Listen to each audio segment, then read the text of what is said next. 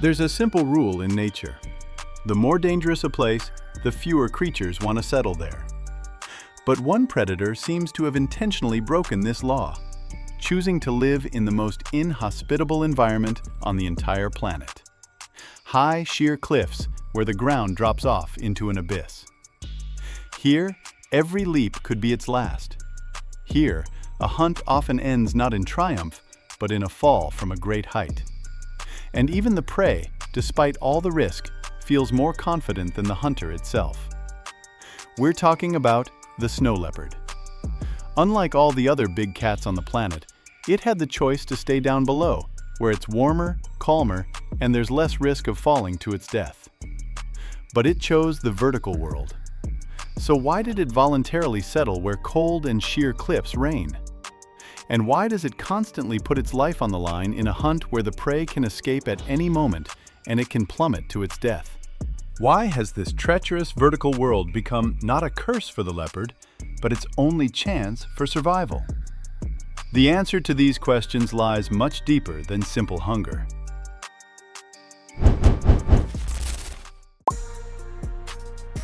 The snow leopard is the only large predator that has made sheer cliffs not a temporary refuge, but a permanent home. Lions, tigers, leopards, and pumas choose plains, forests, and savannas, and even when they go up into the mountains, they don't make them their primary hunting grounds. Its domain is the highest and harshest mountain ranges on the planet: the Himalayas, Tibet, the Altai, the Sian, and the Pamir. There is no soft ground here, only rock, ice, and thin air that is difficult for a human to breathe even at rest. It is often compared to the mountain leopard, and visually the resemblance is indeed noticeable. But genetically, it is closer to the tiger. Neither the tiger nor the leopard, its two closest relatives, has ever climbed as high into the mountains as it has. It's a real puzzle. An animal capable of living in the lowlands, where it's safer, has chosen a territory where the entire landscape is against it. To understand the reasons, we need to take a closer look at the prey that lives there. Its prey are mountain goats, ibex, and argali sheep, creatures literally born for a vertical life. A mountain goat kid gets on its feet within the first few days of its life and starts scrambling up sheer cliffs long before it can walk confidently on flat ground. For this kid, the mountains aren't a dangerous place, but the only world it knows. This is what raises the bar for the leopard's hunt to the absolute limit. It's not just chasing fast animals, but ones that have been training in a vertical space their entire lives, right from birth. The prey might be on a narrow ledge, only as wide as a hand, and the leopard has to strike from that very spot, from that very thin strip of rock, without the chance to even take a second step. One wrong calculation here costs not the prey, but the leopard itself. At the same time, the leopard doesn't choose the weakest individuals to hunt by any means. It hunts large males weighing up to 100 kilograms, which is double its own weight. However, even the most skilled hunter has its limits.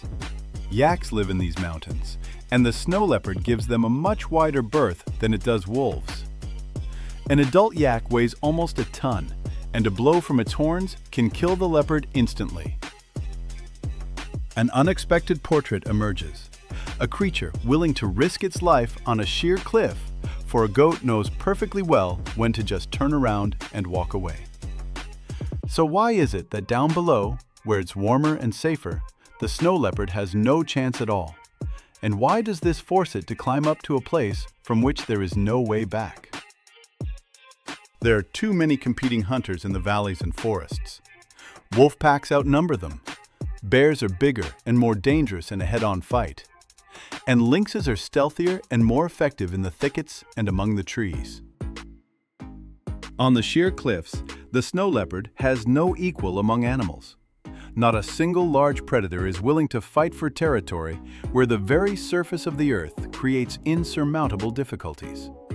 Here, where no one wants to compete, the snow leopard finally gets its first place spot. Up above, where no other animal climbs, someone else ascends. The bearded vulture, a large griffin, solved the problem of survival at high altitude in a completely different way than the snow leopard. The bearded vulture carries the bones of dead animals high into the air and drops them onto boulders to shatter them and get to the bone marrow inside. This way of getting food seems more like something out of a fantasy than reality. Living at such an altitude forces everyone there to come up with almost insane methods for finding food. The snow leopard chose its own way, hunting in places where no other animal dares to compete with it. Competition from below is only part of the answer. It explains why the snow leopard went up there. But once at the top, it had to master a different style of hunting, making the height its ally, not just a refuge. The snow leopard uses the height as its weapon. It doesn't chase its prey in a run, but pounces from above, using its own weight and the momentum gained on the way down. The length of its hunting leap can reach 14 or 15 meters. Such a jump mainly provides the element of surprise, which the prey doesn't have time to react to. On flat ground, the leopard doesn't have this kind of advantage.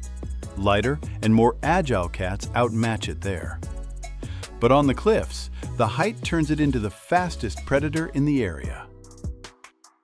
A leap from a rocky ledge straight onto a goat's back, or an attack on a narrow path where the prey has no chance to escape or even turn around. Such moves are only possible thanks to the vertical terrain, which becomes deadly for other predators.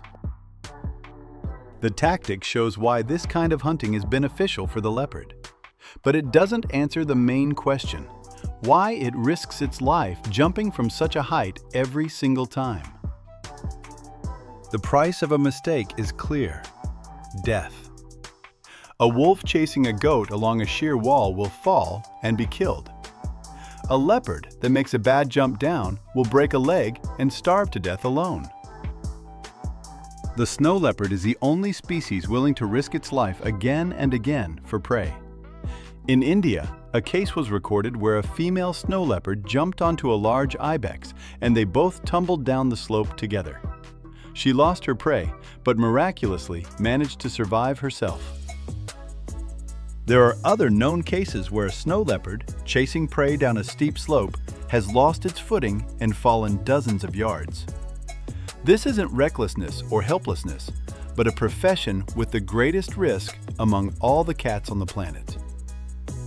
Snow leopards hunt about once every 8 or 10 days to regain their strength after a failure or to digest their rare successful catch. At the same time, successful attempts are far fewer than failures, with only about 10% of attacks ending in success. The question is, how is the body of this beast designed that it repeatedly takes such a risk and yet survives? Imagine you had to create a mechanism for living at an altitude of about 5,000 meters. Nature solved this problem long before engineers did. Wide paws with thick fur between the toes act like snowshoes, evenly distributing the animal's weight across the snow. And they also serve as shock absorbers when landing after a jump. Sharp claws grip onto rocks even where it seems impossible to get a hold of anything. A long tail, almost equal to its body length, helps it balance, allowing it to change direction right in midair during a leap. The tail also has another purpose, one that has nothing to do with hunting. A sleeping snow leopard wraps its tail around its face to warm the air it breathes and to protect its face from the cold.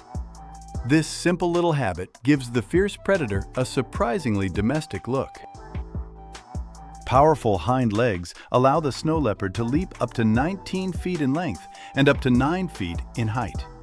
Its eyes judge the distance to a target with pinpoint accuracy because any mistake could cost it its life. Its large nasal cavities warm the icy, thin mountain air before it reaches the lungs. Small, rounded ears lie flat against its head to conserve precious body heat. A dense coat of fur, up to 2 inches long, ensures it stays warm even in the most brutal frosts. Considering this combination of traits, it's hard to call it just a lucky set of genes. It's more like a complete system designed for one single task: to survive in these exact conditions. This living survival machine didn't just appear fully formed. It was shaped in an endless race that has been going on for millions of years and continues to this day. The goats perfect their climbing abilities. The leopard becomes more skilled at hunting those who climb. Each new generation on both sides raises the bar, reaching ever greater heights and steeper slopes. A mature leopard can chase its prey where a person couldn't even stay on 2 feet, let alone hunt. This ability isn't acquired, it's innate, honed by millions of years of natural selection. Scientists claim that the snow leopard's adaptation to its mountain environment evolved quite rapidly from an evolutionary standpoint during the Quaternary period, starting in the Middle Pleistocene. The race is on, right now, at this very minute somewhere in the mountains.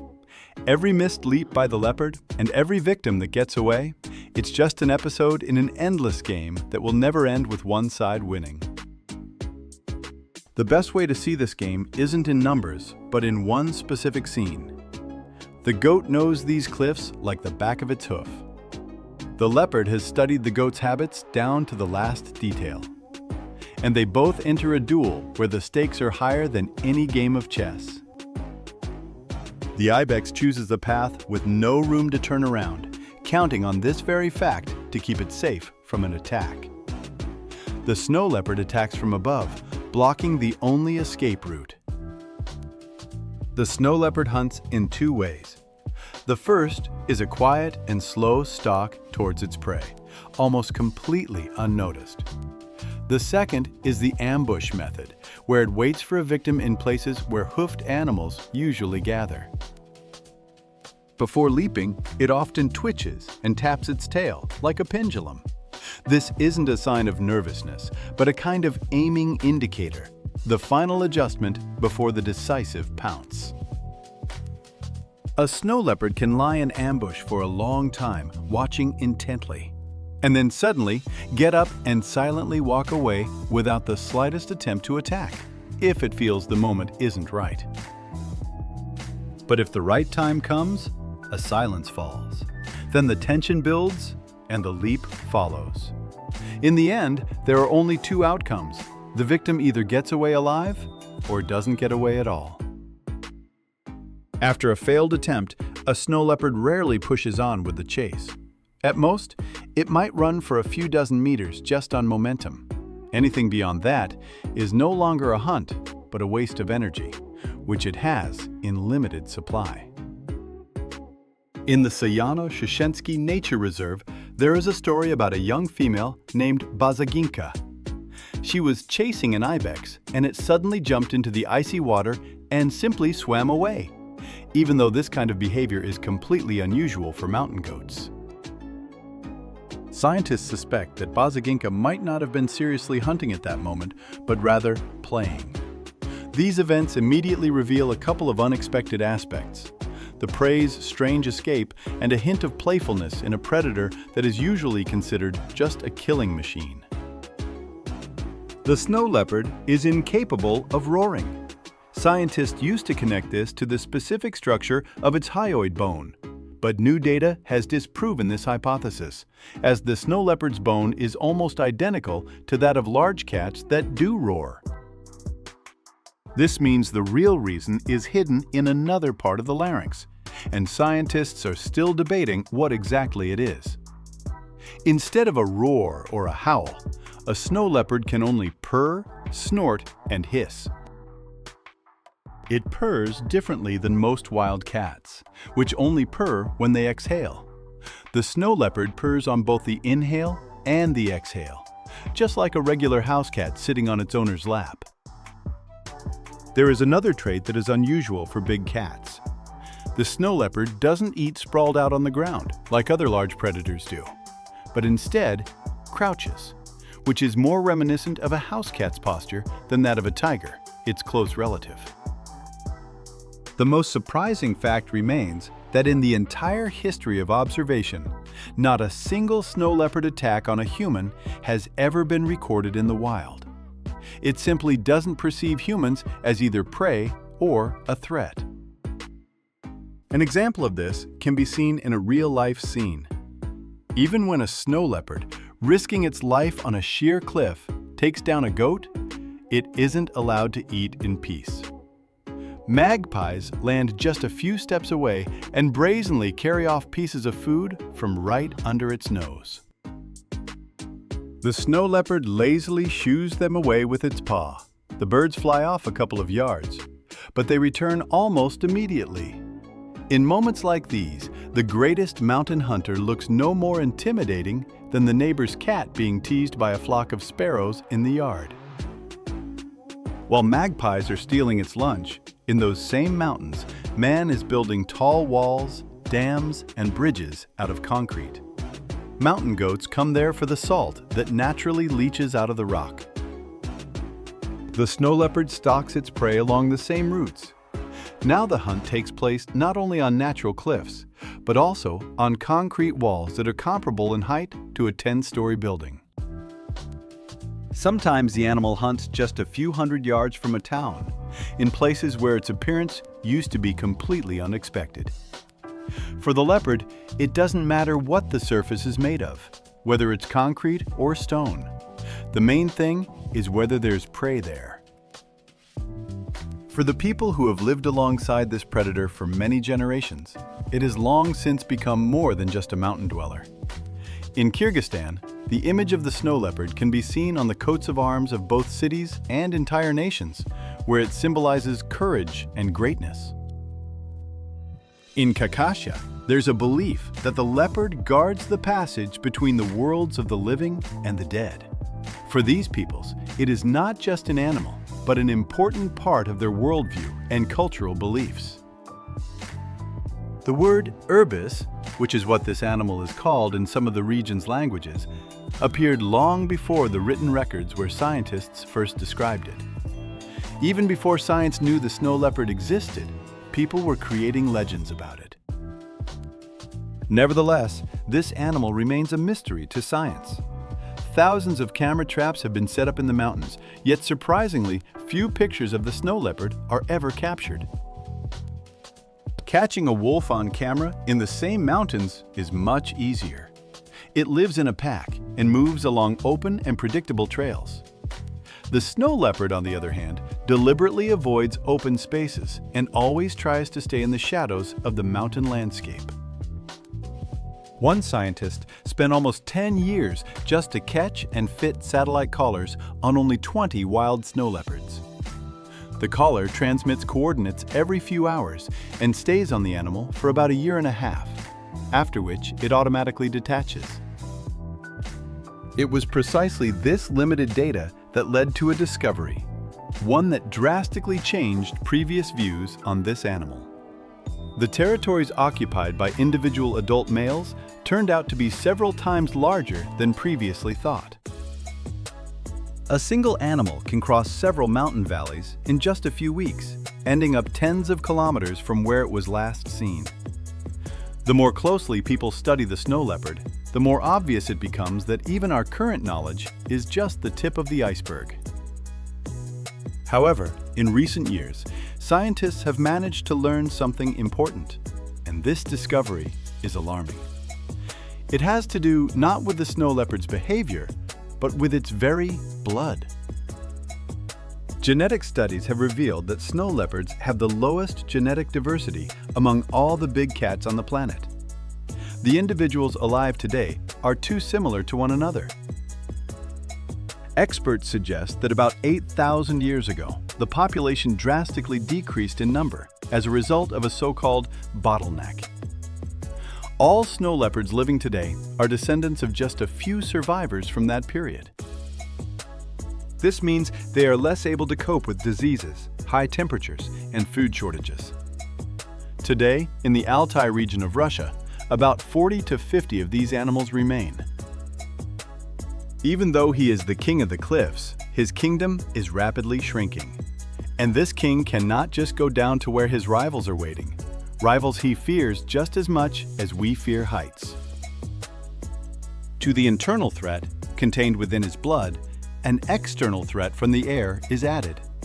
The mountains, which have always been his sanctuary, are changing faster than the leopard himself is changing.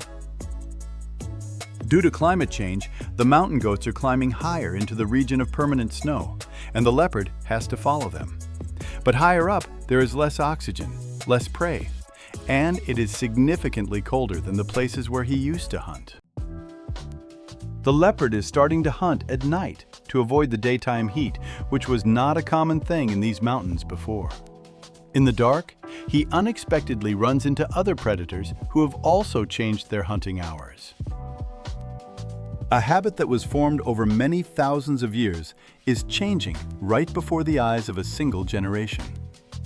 Today, for the leopard, the heat turns out to be more dangerous than the risk of falling off a cliff. Let's go back to the beginning of our story, to the sheer cliff, to the leap, to the threat of slipping and falling. Now we have an answer to that question that came up right at the start. The snow leopard doesn't scramble up there because he's some daredevil ready to take risks for no reason. Down on the ground, he's just a predator of average strength, outmatched by wolves, bears, and lynxes, and he doesn't stand a chance of being top dog down there. On the cliffs, he has no rivals among the animals. He's the only one up there, and every single rock belongs to him. This isn't about taking risks for the thrill of it. It's his very nature, the only way for him to be himself in a world where there's no place for him down below. If the cliffs ever disappeared, or the snow leopard stopped hunting there, he would stop being a snow leopard. As long as he exists, so do these vertical walls, which still hold the memory of his every leap.